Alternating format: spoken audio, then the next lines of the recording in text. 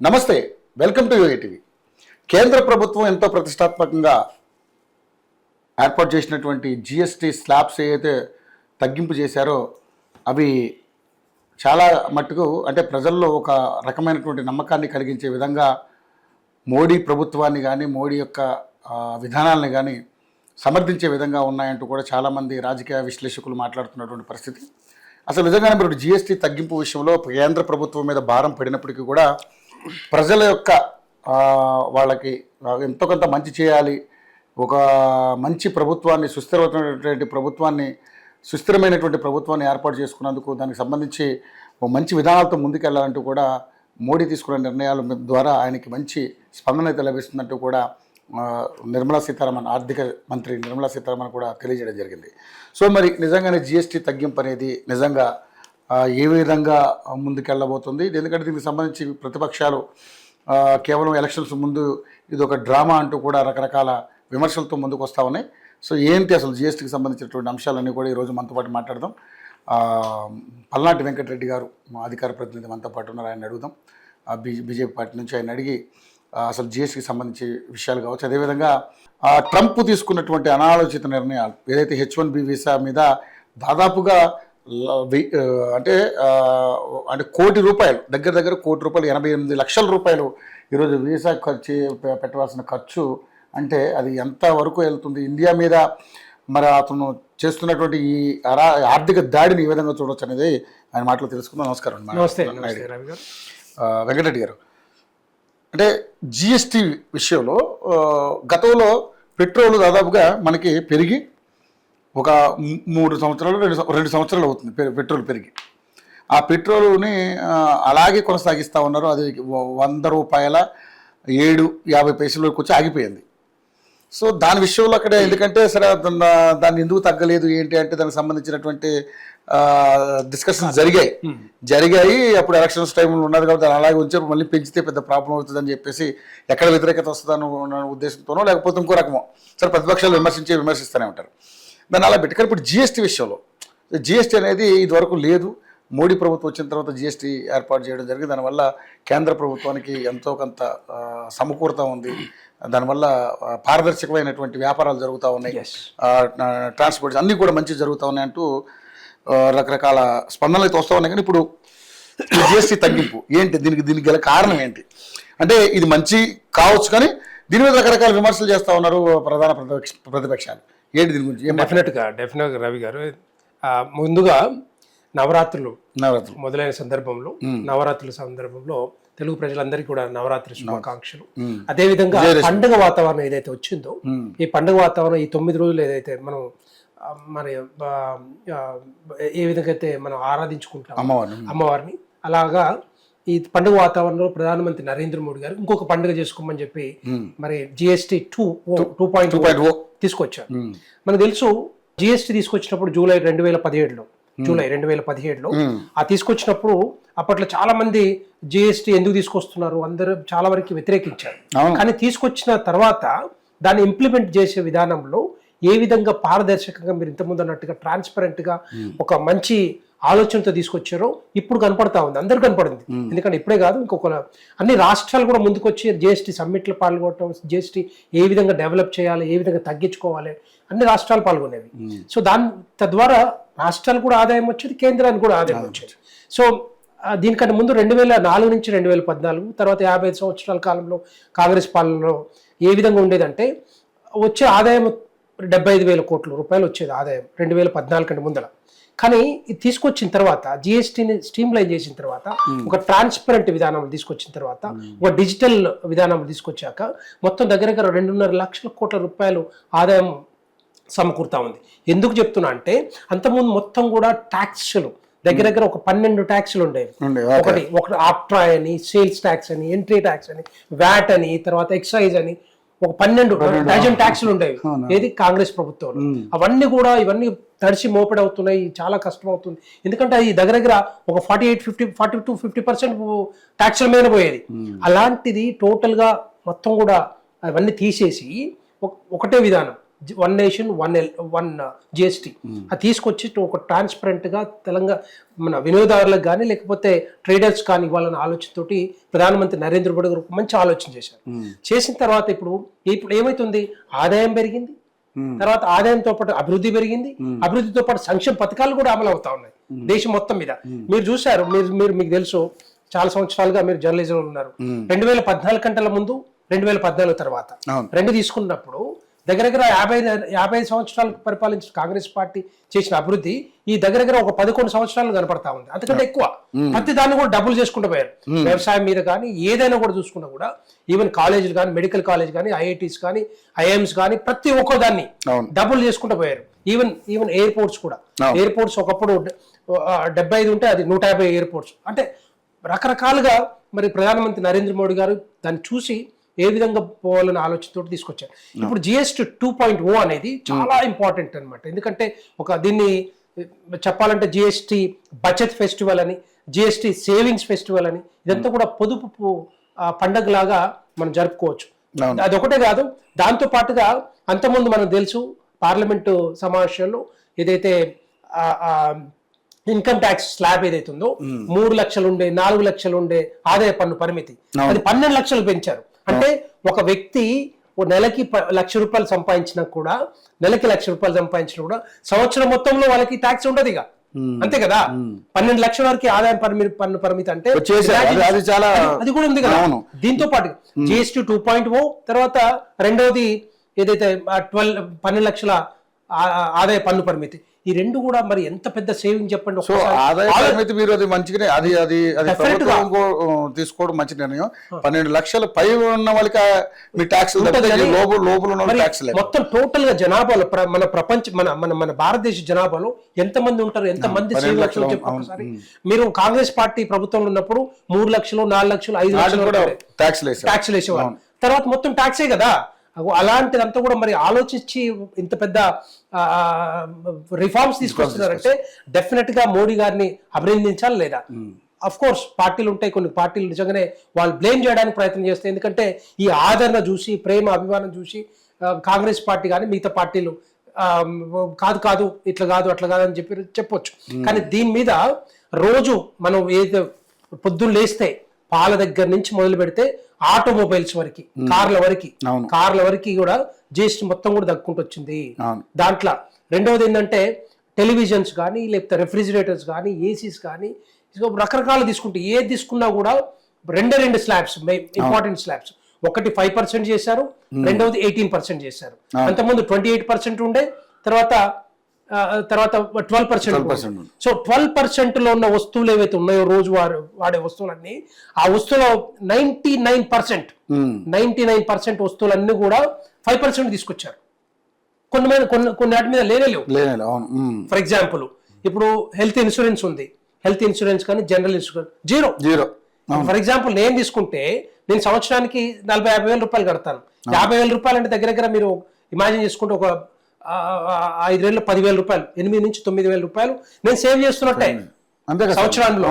So అలాంటి వస్తువులు brush దగ్గర నుంచి, పేస్ట్ దగ్గర నుంచి, స్టేషనరీ వస్తువులు, అన్ని రకాల వస్తువుల మీద మొత్తం 5% లేదంటే 0 అలాంటి తీసుకొచ్చారు. అంటే విద్యార్థులకి కూడా ఇబ్బంది లేకుండా వాటి మీద కూడా, ఈవెన్ వ్యవసాయ యంత్రాల మీద కూడా చేశారు, అలాంటి దాని మీద, ఈవెన్ మెడికల్ ఎక్విప్మెంట్ మీద కూడా. సో అలాంటిది వచ్చినప్పుడు డెఫినెట్ గా హాస్పిటల్స్ కానీ ప్రతి ఒక్కరికి తగ్గుతుంటది కాబట్టి వినియోగదారుల మీద భారం తగ్గిపోతుంది కదా ఆటోమేటిక్ గా.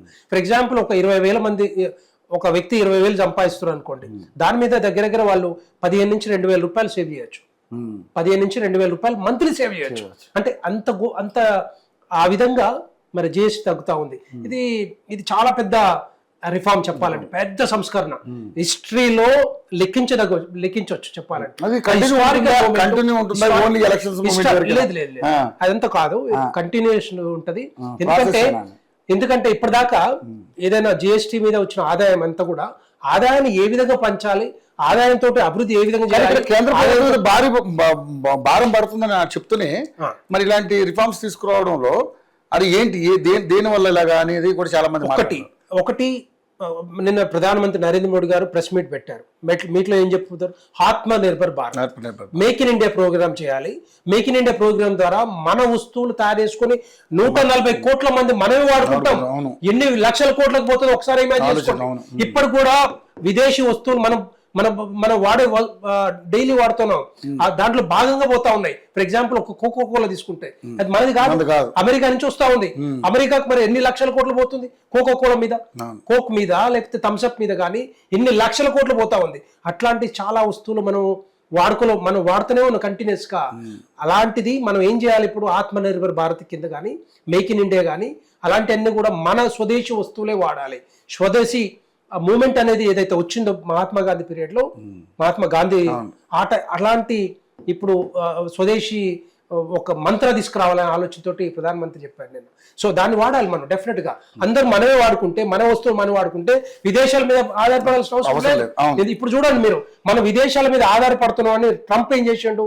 టారిఫ్ 50%, ఎప్పుడు లేని విధంగా 11%, 10% ఉండేది, దాన్ని 50% చేసిండు. ఎందుకు అంటే మా మీద మీరు ఆధారపడుతున్నారు, మాకు ఎక్స్పోర్ట్ చేస్తా ఉన్నారు, మాకు మా నుంచి మీకు ఆదాయం వస్తుంది కాబట్టి దీన్ని కట్ చేస్తామని చెప్పి బెదిరించినట్టే. కాబట్టి అందుకే మోడీ గారు ఏమంటున్నారు? ఇతర దేశాల మీద ఆధారపడకుండా మన వస్తువులు మనమే మనమే వాడుకోవాలి. 140 కోట్ల మంది అండి, ఎన్ని దేశాలకు ఈక్వల్ గా ఉంటుంది ఒక్కసారి అర్థం చేసుకోవచ్చు, ఎన్ని దేశాలు. సో అలాంటిది దగ్గర యూరోప్ లో సగం. ఇప్పుడు మన థాట్ మంచిదే సార్, కానీ ఇది ఆచరణలో ఎంతవరకు? 100%. ఒకప్పుడు జిఎస్టి తీసుకొచ్చినప్పుడు జనాలందరూ అనుకున్నారు నిజంగానే అయితే దాని మరి అయి చూపించింది కదా, దాన్ని ఇంప్లిమెంట్ చేసి చూపించింది కదా. అదే విధంగా జిఎస్టి 2.4 తీసుకొచ్చారు. డెఫినెట్ గా 100% అవుతా ఉంది. ఈ రోజే స్టార్ట్ అయినాయి మొత్తం టోటల్ గా. ఎవరైనా irrespective of the whether they increase or they decrease, definitely they have to decrease. ఏదైతే రేట్ ఉందో ఆ రేటు ప్రకారం తగ్గించి అమ్మాల్సిందే, లేకపోతే వాళ్ళ మీద యాక్షన్ ఉంటుందని చెప్పి క్లియర్ గా నిర్మలా సీతారామన్ గారు ఆ రోజు కూడా చెప్పారు. చెక్ పాయింట్స్ కూడా ఉన్నాయి, వాళ్ళు ఆల్రెడీ ఆ టీమ్స్ కూడా ఇంప్లిమెంట్ పెట్టేశారు. డెఫినెట్ గా వాళ్ళు చెక్ చేస్తారు కూడా. సో ఇదంతా కూడా ఏంటంటే లక్షల కోట్ల రూపాయలు. అంటే నేను ఇంతకుముందు చెప్పిన చూసారు, 75,000 కోట్ల నుంచి 2.5 లక్షల కోట్ల ఆదాయం ఏదైతే వస్తుందో అదంతా కూడా మళ్ళీ ఇప్పుడు పంచుతా ఉన్నారు. ఇదంతా కూడా అభివృద్ధికి తీసుకుపోతా ఉన్నారు. హైదరాబాద్ లో దగ్గర హైదరాబాద్ ఈ 10 సంవత్సరాల కాలంలో దగ్గర ఒక 10 లక్షల కోట్ల రూపాయలు ఇక్కడ ఖర్చు పెట్టారంటే, ఈ 10 లక్షల కోట్ల రూపాయలతో రైళ్లు కానీ, రోడ్లు కానీ, హైవేస్ కానీ, స్కైవేస్ కానీ రకరకాల అభివృద్ధి జరిగిందా లేదా? మరి ఊర్లలో కూడా అభివృద్ధి జరిగిందా లేదా? ఊర్లలో రోడ్లు వచ్చినాయి, శ్మశాన వాటికలు వచ్చినాయి, స్ట్రీట్ లైట్స్ వచ్చినాయి, అన్ని వచ్చినాయి టోటల్ గా నేషనల్ హైవేస్. ఎస్. సో ఇదంతా కూడా ఏంటంటే ఒకటి భారతీయ జనతా పార్టీ సిద్ధాంతం ఆల్రెడీ ఎప్పుడు చెప్తూ ఉంటాను నేను. సిద్ధాంతం ఏంటంటే ఏ మూలంలో ఉన్న వ్యక్తి అయినా కూడా బాగుపడాలనే ఆలోచనతో 25 కోట్ల మంది మరి పావర్టీ నుంచి బయటకు తీసుకొచ్చింది ఈ 10 సంవత్సరాల కాలంలోనే. ఆ 25 కోట్ల మంది ఇప్పుడు నియో మిడిల్ క్లాస్ లోకి వెళ్తా ఉన్నారు, అంటే ఆ గ్రూప్ లోకి వెళ్తా ఉన్నారు. ఆ గ్రూప్ లో వెళ్ళినప్పుడు ఏమైతుంది? ఫ్రిడ్జ్ కొనుక్కోవచ్చు, ఏసీ కొనుక్కోవచ్చు, మోటార్ సైకిల్ కొనుక్కోవచ్చు, స్కూటీలు కొనుక్కోవచ్చు, వాళ్ళు ఏమైనా కొనుక్కోవచ్చు. అప్పుడు మరి డెఫినెట్ గా పావర్టీ నుంచి బయటకు వచ్చినట్టే కదా.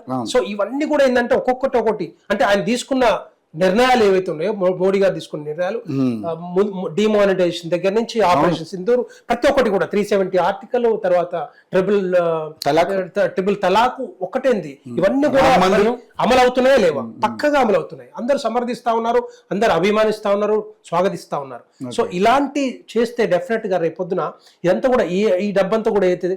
నేను చెప్పాను ఇంతకుముందు 2.5 ఈ మొత్తం కూడా అన్ని టోటల్గా ఇంప్లిమెంట్ చేస్తే 2.5 లక్షల కోట్ల రూపాయలు పొదుపు చేసే అవకాశాలు ఉన్నాయి భారతదేశ ప్రజలకి. ఒక్కొక్క వ్యక్తి మీద ఒక్కొక్క మొత్తం కలిపి 2.5 లక్షల కోట్లు, 2.5 లక్షల కోట్ల 2.5 లక్షలు. అంటే ఈ జిఎస్టీ మీద ప్రతి మనిషి మీద భారం మినిమం ఎంత తగ్గొచ్చు అంటే అట్లా అలా ఎక్కేసుకున్నా కూడా దగ్గర ఒక 3-4 వేలు అయితే తగ్గుతుంది, ఈజీగా తగ్గుతుంది. అంటే మరి ఓన్లీ మనం వాడే రెగ్యులర్ అవును. మరి కారు కొంటే 2-3 లక్షలు తగ్గుతుంది. ఇప్పుడు టక్సర్ ఉంది, హుండై టక్సర్ 4 నుంచి 5 లక్షలు తగ్గుతుంది. వాళ్ళంతా ఎఫోర్డ్ చేసినట్టే కదా. 4 లక్షలు అంటే దగ్గర 16-18 లక్షలు ఉన్న కారు 14 లక్షలు వస్తుందంటే ఇమాజిన్ అందరు చాలా వరకు కొనుక్కుంటారు కదా. ఒక 40-50 వేల రూపాయలు సంపాదించిన వ్యక్తి డెఫినెట్ గా ఎఫోర్డ్ చేసుకునే అవకాశాలు ఉంటాయి. ఫ్రిడ్జ్ కానీ, లేకపోతే ఏసీలు కానీ, లేకపోతే టీవీలు కానీ, ఇట్లా అన్నిటి మీద తగ్గుతా ఉన్నాయి. సో డెఫినెట్ గా ఇదంతా ఏంటంటే చాలా పెద్ద నిర్ణయం తీసుకున్నారు. దీనివల్ల డెఫినెట్ గా భారతదేశ ప్రజలందరూ కూడా పూర్పుల్ దగ్గర నుంచి మీరు చెప్పినట్టయితే దారిద్ర్యకు దిగులో ఉన్న వాళ్ళందరూ దారిద్ర్యకు ఎగువకి వెళ్తున్నారు. సో వాళ్ళందరూ ఈ లైన్ లోకి వస్తారు కాబట్టి వీళ్ళందరికీ కూడా అవకాశాలు లభించే అవకాశం ఉంటుంది, వాడుకునే అవకాశాలు ఉంటాయి. సో దాంట్లో ఒకటి ఆత్మనిర్భర్ భారత్ ఒకటి, తర్వాత ఏదైతే మేక్ ఇన్ ఇండియా ప్రోగ్రామ్ ద్వారా, తర్వాత రెండవ పాయింట్ ఏంటంటే ఈ ఏదైతే ట్రంప్ తీసుకొచ్చిన 50% టారిఫ్ ఏదైతుందో అదంతా కూడా ఏమవుతుందంటే రేపొద్దున అక్కడికి వెళ్ళకుండా పర్లేదు, ఇక్కడే మనం వాడుకోవచ్చు, ఇక్కడే తయారు చేసుకోవచ్చు, ఇక్కడే మనం సంపదని మనం క్రియేట్ చేసుకోవచ్చు, మనం వాడుకోవచ్చు, మనం ఖర్చు పెట్టుకోవచ్చు అనే ఆలోచనతో ఇవన్నీ కూడా చేస్తూ ఉన్నారు. ఓకే, ఇంక ముఖ్యంగా చూసుకుంటే సార్ ఏదైతే H1B వీసా, ఎందుకంటే మీరు కూడా ఒక NRI, విదేశాల్లో మీరు వ్యాపారాలు అదేవిధంగా డాక్టర్గా మీ వృత్తిని చేసుకుంటూ వచ్చారు కాబట్టి ఏంటి సార్ అంటే ట్రంప్ తీసుకున్నటువంటి నిర్ణయం అంటే ఇటు భారత్ని ఇరుకాటంలో పెట్టే కార్యక్రమం చేస్తూ ఉన్నారు ప్రతిసారి కూడా. అది ఏ రకంగా కూడా మోడీ తలొగ్గే పరిస్థితి లేదు కాబట్టి ఎట్లయినా సరే లొంగ తీసుకోవాలని ప్రయత్నం చేస్తూ ఉన్నాడు. 25% చేశాడు, తర్వాత 50% చేశాడు టారిఫ్లు. ఇప్పుడు చూస్తే మన దాదాపుగా 70% ప్రజలు మన ఇండియా ప్రజలే అమెరికాలో ఉన్నారు. సో ఏంటి మరి ఇప్పుడు ఈయన తీసుకున్నటువంటి నిర్ణయం, దాదాపుగా 88 లక్షల రూపాయలు ఒక వ్యక్తి అక్కడ వర్క్ వీసా మీద పోవాలంటే ఏంటి సార్ పరిస్థితి, ఎంత భారం పడుతుంది? అయ్యా, ఇప్పుడు మోడీ తీసుకున్న నిర్ణయాలు ఏవైతే ఉన్నాయో అవి ఎంతవరకు వ్యాలిడిటీ ఉంటాయో తెలియదు. ఎందుకంటే దీని మీద ఆయన ఇచ్చే ఆర్డర్స్ అన్ని కూడా కొన్ని ఎగ్జిక్యూటివ్ ఆర్డర్స్ ఉన్నాయి, కొన్ని ప్రొక్లమేషన్ ఆర్డర్స్ ఉన్నాయి. ఫర్ ఎగ్జాంపుల్ మొన్న తీసుకున్న నిర్ణయం ఏదైతే ఉందో అది ప్రొక్లమేషన్ ఆర్డర్ అంటారు దాన్ని. ఎవరు? ఇది ట్రంప్ తీసుకున్నది. మోడీ అన్నారు మీరు, మోడీ సారీ ట్రంప్ తీసుకున్నారు. ట్రంప్ తీసుకున్నది ప్రొక్లమేషన్ ఆర్డర్ ఏదైతే ఉందో ఆ ఆర్డర్ ట్రంప్ తీసుకొచ్చిన నైటే. ఎందుకంటే అంతకుముందు కొన్ని కంపెనీస్ తోటి మాట్లాడి మీటింగ్ పెట్టారు. గూగుల్ కానీ, మైక్రోసాఫ్ట్ కానీ, అమెజాన్ కానీ, ఇలా కొంతమంది వచ్చారు. ఆ ట్విట్టర్ రాలేదు కానీ ఆయన, సో చాలా మంది వచ్చారు. వచ్చినప్పుడు ఆయన ఒకటి చెప్పింది ఏంటంటే మేక్ అమెరికా గ్రేట్ అగైన్ అని చెప్పి ఏదైతే మంత్రం ఉందో, అంటే ఆ మంత్రంలో భాగం ఏంటంటే మన అమెరికన్స్కే మీరు ఉద్యోగాలు ఇవ్వాలి, బయటలోకి ఇవ్వద్దు అనే ఆలోచనతోటి పెట్టాడు. అంటే ఆయన ఆయన పాలసీ ఒకటే, ఆయన యాంటీ ఇమ్మిగ్రేషన్, మన ఇమ్మిగ్రేషన్ కి వ్యతిరేక యాంటీ ఇమ్మిగ్రెంట్ అనమాట. యాంటీ ఇమ్మిగ్రెంట్ ఆయన, అంటే ఎట్టి పరిస్థితుల్లో బయట వాళ్ళు రావద్దు, చేస్తున్నది. ఇది ఒకటే, అదొక భాగము. రెండో భాగం ఏంటంటే ఈ టారిఫ్ అన్నది. టారిఫ్ ఎందుకు వేస్తున్నాడు అంటే బేసిక్ గా ఆయనకి ఒక వ్యవసాయ మన ఉత్పత్తులు ఉంటాయి కొన్ని, అక్కడి నుంచి డైరీ ప్రోడక్ట్స్ ఏవైతే ఉన్నాయో ఆ డైరీ ప్రోడక్ట్స్ మన ఇండియాలోకి పంపించాలని ఆలోచన ఉండే, పంపించాలని ఇండియాకి ఎక్స్పోర్ట్ చేద్దామని. మనం యాక్సెప్ట్ చేయట్లేదు. ఎందుకు యాక్సెప్ట్ చేయట్లేదు అంటే ఏదైతే నాన్ వెజిటేరియన్ తీసుకున్న ఫుడ్ ఉంటది కదా, ఆ ఫుడ్ ఆ గేదెలకు కానీ లేకపోతే ఆవులకు కానీ అట్లాంటి వేసి పాలు వచ్చిన పాలు ఏవైతే ఉన్నాయో ఆ పాలతోటి మనకు పంపిస్తాడు అనమాట. సో ఆ నాన్ వెజిటేరియన్ మిల్క్ అనుకోండి, ఓకే, ఆ మిల్క్ ప్రోడక్ట్స్ ఏవైతే ఉన్నాయో అక్కడ పశువులకి నాన్ వెజిటేరియన్ సో అలాంటి మిల్క్ ప్రోడక్ట్స్ ఏవైతే ఉన్నాయో మనం యాక్సెప్ట్ చేయం. మామూలుగా అట్లా చెప్తారు, అలాంటి మనం యాక్సెప్ట్ చేయము. అట్లాగే ఇది కూడా అనమాట. ఇది సో దానివల్ల ఏమవుతుందంటే ఆయన కోపం, మా ప్రోడక్ట్స్ మీరు రానివ్వట్లేదు, సో అందుకే మీకు టారిఫ్ వేసుకుంటూ పోతాం అని చెప్పి స్టార్ట్ చేశాడు. సో అక్కడ కొంత ఇది జరిగింది, కొంత అండర్స్టాండింగ్ కొద్దిగా మిస్ఫైర్ అయింది. సో అక్కడి నుంచి మొదలు పెడితే మెల్లమెల్లగా 50% టారిఫ్ వేశాడు. మీకు 50% టారిఫ్ వేస్తారని చెప్పి మోడీ గారు ఏం చేశారు, సో చైనా కానీ లేకపోతే ఏదే బ్రిక్స్ కంట్రీస్ ఉన్నాయి, బ్రిక్స్ కంట్రీస్ లో అక్కడ పార్టిసిపేట్ చేయడం, బ్రిక్స్ కంట్రీస్ లో డిస్కషన్ జరగడం, తర్వాత మొన్న ఒకటి సమ్మిట్ కూడా జరిగింది, ఏది చైనా, రష్యా, తర్వాత భారత్, ఇండియా. సో ఈ 3 కంట్రీస్ ఒక దగ్గరికి రావటం, రేపొద్దున అమెరికాకి కొంత ఇది చేయాలనే ఆలోచనతో, ఎందుకంటే అనవసరంగా చేస్తా ఉన్నాడు కదా.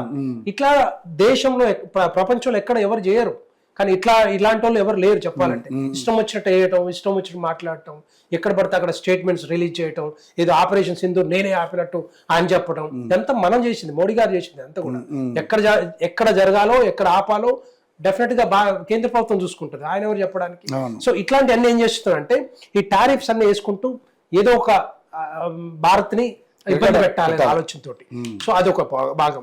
ఈ H1B అనేది దగ్గర దగ్గర 71% ఉద్యోగాలు మన వాళ్ళకి వస్తాయి. ఎందుకు వస్తాయి, ఎందుకు ఇస్తున్నారు ఆ కంపెనీస్ అంటే మనకు టాలెంట్ ఉంది కాబట్టి, మిగతా కంట్రీస్ కి టాలెంట్ లేదు కాబట్టి. ఒక 10% 11% చైనాకి పోతుంది, మిగతా 71% మన భారత్ ఉద్యోగులకు వస్తుంటది, టాలెంటెడ్ పీపుల్ కి. సో దాన్ని ఎట్లీ పరిస్థితులు ఆపాలి, వాళ్ళకి ఇబ్బంది పెట్టాలి అని ఆలోచనతోటి. సో మొన్న ఏదైతే ప్రొక్లమేషన్ ఆర్డర్ తీసుకొచ్చారో రూల్స్ రెగ్యులేషన్స్ డీటెయిల్స్ రాలే, కానీ మొత్తం టోటల్ గా అన్ని ఛానల్లో ఒక డిస్కషన్ పెట్టారు. అందరికి H1B ఉన్న వాళ్ళందరూ కూడా ఎవరైతే బయట ఉన్నారో వాళ్ళంతా $1,00,000 కట్టి రావాలి లోపలికి, లేదంటే ఎంట్రీలో ఏమి ఉండదు. అది కరెక్ట్ కాదు, అది తప్పది యాక్చువల్గా. అది వాళ్ళకి కాదు, ఉన్న H1B వీసాల మీద ఎవరైతే ఇండియాకి వచ్చి లేకపోతే బయట కంట్రీస్ కానీ లేకపోతే టూరిస్ట్కి వెళ్ళారో వాళ్ళకి కాదు ఎఫెక్ట్ పడేది. ఎవరికి పడుతుంది అది డీటెయిల్స్ వచ్చినాయి, తర్వాత రూల్స్ వచ్చినాయి. ఎవరికి పడుతుంది, కొత్తగా ఎవరైతే H1B మీద వస్తారో వాళ్ళకి మాత్రమే $1,00,000 కట్టితే వాళ్ళు లైఫ్ మొత్తం ఒక్కసారి ఓన్లీ వన్ టైం పేమెంట్, అది దానికి వాళ్ళకి ఎఫెక్ట్ ఉంటుంది తప్పితే అందరికి కాదని చెప్పి క్లారిటీ వచ్చింది నిన్న మార్నింగ్. సో ఇది జరిగింది యాక్చువల్గా. ఒకటి అక్కడ అయినా కూడా కొత్తగా వెళ్ళిన వాళ్ళ కూడా ఎవరు తీసుకోరు. ఇక ఏ కంపెనీ $1,00,000 కట్టి ఒక ఉద్యోగిని భారత్ నుంచి తీసుకోదు. దీనివల్ల డెఫినెట్ గా వాళ్ళు నష్టపోతారు తప్పితే భారత్ ఎక్కడ నష్టపోదు. ఇదే టాలెంటెడ్ పీపుల్ ఇక్కడ Atma Nirbhar Bharat startups make in India programme ద్వారా అదే టాలెంట్ ఇక్కడ ఉపయోగించి కంపెనీలు పెట్టుకుంటే లక్షల కోట్లు కూడా సంపాదించవచ్చు ఇక్కడ. అదే టాలెంట్ ఇప్పుడు మీరు చూస్తారు, ప్రతి కంపెనీకి అమెరికాలో ఉన్న ప్రతి టాప్ 10 కంపెనీస్ లో సిఇఓలు మనోళ్ళే, అందరు మనోళ్ళే. కానీ అదే టాప్ 10 సిఇఓస్ మన దగ్గర వచ్చి అదే టాలెంట్ ఉపయోగించుకొని కంపెనీస్ పెడితే మనం ఎక్కడ దాకపోతాం? మనమే సాధిస్తున్నాం చెప్పాలంటే, ప్రపంచాన్ని సాధిస్తున్నాం టెక్కీలో. కానీ అలాంటి వాళ్ళు మన దగ్గర స్టార్ట్ చేస్తే, అలాంటి వాళ్ళందరూ కూడా మన దగ్గరే ఉంటే, మన టాలెంట్ మన దగ్గర ఉపయోగించుకుంటే మనం ఎక్కడ దాకా పోయే అవకాశాలు ఉంటాయి. ఇది కూడా ఒక ప్లస్ పాయింటే. అందరూ వచ్చి మన దగ్గర పనిచేస్తారు, మన దగ్గర కంపెనీస్ స్టార్ట్ చేస్తారు. సో ఎక్కడ దాకా పోతాయి, ఎంఎస్ఎంఈ సెక్టర్స్ లో రకరకాలుగా వాళ్ళు స్టార్ట్ చేసుకోవచ్చు. దీనివల్ల ఏంటంటే ఆయనకి ఒక రెండో పాయింట్ ఏంటంటే అక్కడ నిరుద్యోగం అన్ఎంప్లాయ్మెంట్ చాలా ఎక్కువైపోయింది. మనోళ్ళు ఒక $60,000 $70,000 ఇస్తే డెఫినెట్ గా అక్కడ పని చేస్తారు. కానీ వాళ్ళు అట్లా కాదు కదా, వాళ్ళకి $1,00,000 పైన ఇవ్వాలి అమెరికన్స్ కి. అందుకని కొన్ని కంపెనీస్ ఏం చేస్తాయి, మరి కొంచెం చీప్ లేబర్ వైపు చూస్తుంటాయి. మన భారత్ ఏదైతే టాలెంట్ పీపుల్ ఉన్నారో వాళ్ళు పోయి అక్కడ పనిచేస్తారు. కాబట్టి ఇవంతా కూడా ఇవన్నీ తగ్గిస్తే ఏమవుతుంది, రేపొద్దున ఈ $1,00,000 ఫైన్ కట్టిస్తే చాలా మంది తీసుకోరు, చాలా కంపెనీస్ తీసుకోరు ఆలోచనతోటి వాళ్ళు దాన్ని ఒక చెక్ పాయింట్ లాగా ట్రంప్ తీసుకొస్తా ఉన్నాడు. దాన్ని రేపొద్దున మరి ఇంకే విధంగా మనకైతే ఏ విధంగా నష్టం ఉండదు, దానివల్ల ఏ విధంగా నష్టం ఉండదు. వన్ టైం పేమెంట్ అంటా ఉన్నాడు, దాన్ని తగ్గించడానికి ఉన్న ఉద్యోగాల్ని వాళ్ళకు లోకల్ పీపుల్ ఇవ్వడానికి ఆలోచనతోటి చేస్తున్నాడు. ఇదంతా కూడా లోకల్ పీపుల్ ఇవ్వాలి, వాళ్ళకి నా ఉద్యోగాలు మాకే ఉండాలని కూడా తప్పు లేదు. కాకపోతే మీరు ఇక్కడ ఉన్నటువంటి టాలెంటెడ్ పీపుల్స్ ని మీరు ఉద్యోగాలు ఇచ్చి మీ ఆస్తులు పెంచుకున్నారు, మీకు సంబంధించిన దేశానికి అగ్రరాజ్యం అని పెట్టుకున్నారే, మరి ఈ రోజు అది ఎందుకు వచ్చింది అనేది కదా ఇప్పుడు అందరూ కూడా డెఫినెట్ గా ఇదంతా కూడా ఏంటంటే డెఫినెట్ గా ఇలాంటి మనం ఒకసారి డెసిషన్ తీసుకున్నాం అనుకో, ఇక్కడే ఉండి ఇక్కడే మన కంపెనీస్ మనమే పెట్టుకొని మనం ఎక్స్పోర్ట్ మనమే చేసుకుంటే రేపు ఇది ఒకటే కాదు, అమెరికా ఒకటే కాదు డిపెండ్ అవ్వాల్సింది. మిడిల్ ఈస్ట్ ఉంది, తర్వాత ఏషియా కంట్రీస్ ఉన్నాయి, ఆఫ్రికా కంట్రీస్ ఉన్నాయి, యూరోపియన్ కంట్రీస్ ఉన్నాయి, ఇవన్నీ కూడా చాలా కంట్రీస్ ఉన్నాయి చెప్పాలంటే. ఇప్పుడు మనం స్టార్ట్ చేస్తున్నాం, ఒక్కొక్క ఎక్కడికి ఎక్స్పోర్ట్ చేయాలి, ఎక్కడ మనం సర్వీస్ ఇవ్వాలి, ఎక్కడ కంపెనీ స్టార్ట్ చేయాలి అనేది డెఫినెట్ గా. ఇంకో రెండో పాయింట్ ఏంటంటే ఇప్పుడు కంపెనీస్ అన్ని కూడా అమెరికన్ కంపెనీస్ అన్ని కూడా ఇక్కడ నుంచి తీసుకోపోరు H1B వీసా మీద $1,00,000 కట్టి, వాళ్ళే ఇక్కడికి వస్తారు. ఇప్పుడు వాళ్ళే ఇక్కడికి వచ్చి మీకు ఉద్యోగాలు ఇస్తామని చెప్పి ఇక్కడే వాళ్ళకి ఇస్తారు, కంపెనీస్ ఇక్కడే స్టార్ట్ చేస్తారు. ఇప్పుడు ట్రంప్ కి మరి అది ఎఫెక్ట్ పడదా రేపొద్దున? సో ఇవన్నీ కూడా జరుగుతాయి, అంటే ప్రోస్ అండ్ కాన్స్ ఉంటాయి. సో దానివల్ల పెద్దగా ఇబ్బంది పడే అవకాశాలు అయితే లేవు. కానీ కొత్తగా ఎవరైతే డాలర్ డ్రీమ్స్ కింద మనం అమెరికా పోదాం అనుకుంటారో వాళ్ళకి కొంత ప్రాబ్లమే, వాళ్ళకి కొంత ప్రాబ్లం ఉంటుంది. ఎందుకంటే $1,00,000 కట్టేటోళ్ళు అమెరికన్ కంపెనీస్ అయితే కట్టవు, కాకపోతే వాళ్ళకి ఇక్కడ ఉద్యోగాలు వచ్చే అవకాశాలు అయితే ఉంటాయి. Okay, right sir, thank you so much. దీని మీద చాలా రకాలైన అపోహలు ఉన్నాయి కాబట్టి వాటి అందరికీ కూడా ఒక నివృత్తి కలిగించాం మనం. Thank you sir, thank you so much.